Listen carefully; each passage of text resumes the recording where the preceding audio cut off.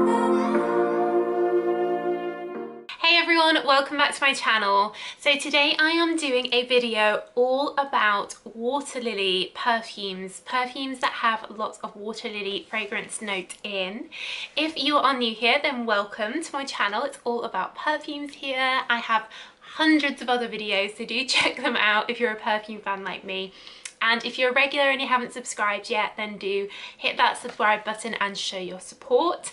And guys, keep your requests coming for different videos down below in the comments.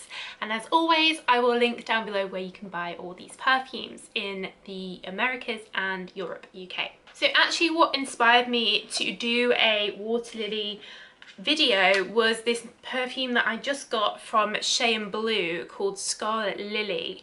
Now this has a lot of normal lily in as well as water lily, and I was so bowled over and impressed by the lasting power of this, and it reminded me what a strong scent lily is, and water lily is like the more delicate sister of the strong lily smell. I definitely prefer water lily to normal lily. I think I have a bit of a weird relationship with lilies because at university in my first year, someone got me flowers when it was my birthday with lilies in, and that orange pollen went everywhere, and for years I was still finding it things marked with that orange pollen, and that drove me crazy. So annoying, I couldn't get rid of it, and I think that's why I'm a bit like dubious about lilies. But water lilies, of course, very beautiful, and I've been lucky enough to go to places where they have loads of water lilies and they're just so like calm and beautiful, and yeah, so a very nice, and tend to be in a more tropical, more summer holiday type perfumes, whereas normal lily tends to be in a more heavier oriental floral perfume. I would say that this Shay Scarlet Lily is a chypre heavy. It reminded me of Estee Lauder's Beautiful. It's very, very lily, but it does have that water lily in as well. So probably my favorite water lily perfume, and one I'm considering buying even though it's very expensive, is Erin's Water Lily Sun.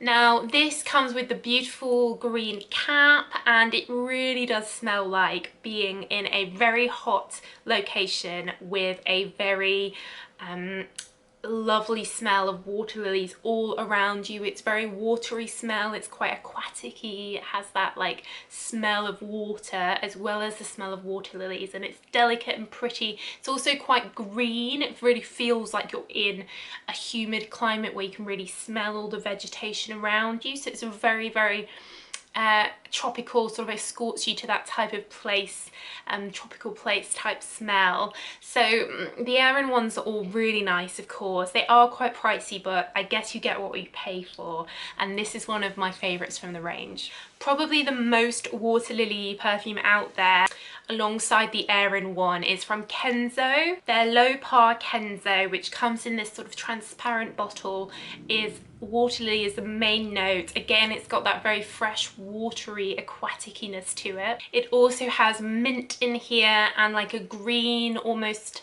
like a reed, like a rivery smell. It has cedar in. So this is a real mix of things. It's very fresh. It's kind of like a water lily version of CK1.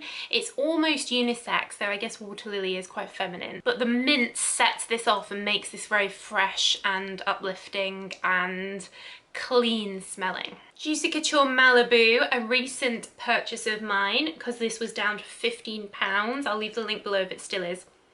This is a pretty delicate floral. It has water lily and passion fruit, watermelon, green apple. It's all these fresh holiday smells, but the water lily probably lingers the most. In the initial sprays you get all those fruits, but then it's the water lily, that white floral smell that lingers in this, but very fresh, delicate, tropical holiday smell. I guess the name Malibu, the branding and everything, you know, look how holiday style the bottle is, and the packaging even. So yeah, but this like a very delicate, pretty floral water lily with those appley and fresh fruity vibes in. The original Dolce from Dolce & Gabbana is very, very water lily, and that continues on through the range. The one that uses a lot of water lily is the Dolce Floral Drops from the Dolce & Gabbana Dolce range. This one has only been out maybe a year or two, and it's very, very lily-y. Water lily is definitely the main note here. Though it also has neroli in, which lifts this and makes it fresh. It's definitely fresher than original Dolce. These are quite heavy perfumes. They do cling and stick to your skin, to your clothes, so they're okay for lasting actually. And they also use water lily in the Rosa Excelsior, the pinky reddy one, which is rose, but then water lily is up there as the other main note, so it still smells like the other Dolce ones, which are very lily, water lily. It's like the drops one with rose added. Calvin Klein used water lily in their Eternity Moment, a flanker from the Eternity range. So this is a fresher, slightly fruity version of the original with water lily, peony jasmine, and then a little bit of lychee, a little bit of fruity notes in there. So again, the jasmine and water lily do mix well together to create a delicate white floral. And then last year in their Eternity Summer 2019, they created a water lily and watermelon perfume. So unusual to have watermelon in. I think I'm doing a video on watermelon, so I'll leave that linked. So the two work well together because they're both those tropical notes, but watermelon, of course, fruity fresh, water lily, floral fresh. So nice complement, and again, very summer, very tropical. The Calvin Klein Euphoria Deep Euphoria Eau de Toilette is very water lily. So water lily not really used in the other Euphorias, but the Eau de Toilette version of Deep Euphoria has water lily as the main note. It also has pear and rose, bit of wood, which reminds you of that signature Euphoria smell, but then they've got all this water lily in, which is what makes this unique, because it's that delicate white floral on top of that signature rosy, woody Euphoria smell. Michael Kors's turquoise, the big square turquoise bottle.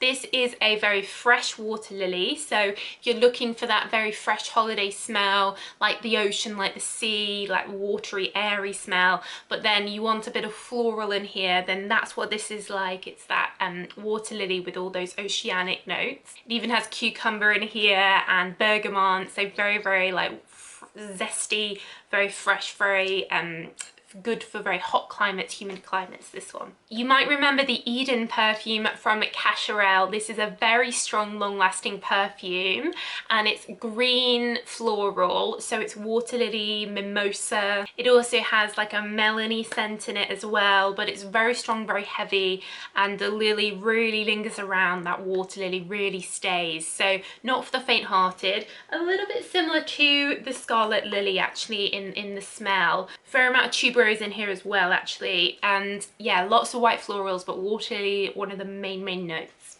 Victoria's Secret Bombshell in Bloom has red apple as the main note, so signature Victoria's Secret fruity smell, but then water lily is in there, making this that fresh floral feminine, so it's not just like an apple. So this is like water lily and an apple.